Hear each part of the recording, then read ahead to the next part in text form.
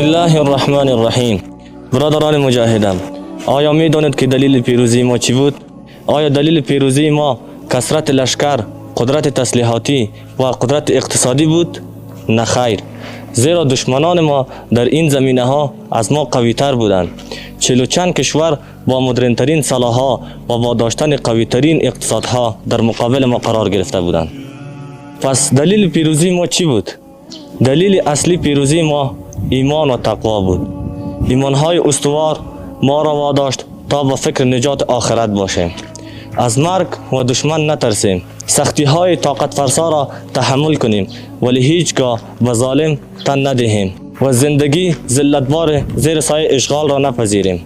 تقوا ما را واداشت تا تنها از الله متعال بترسیم و تنها از او اطاعت کنیم و از پیروی هوای نفس و اطاعت از نظامهای غیر شرعی دوری کنیم. پس برادران مجاهدم، متوجه ایمان و تقوای خود باشید تا همیشه پیروز و سربلند زندگی کنید.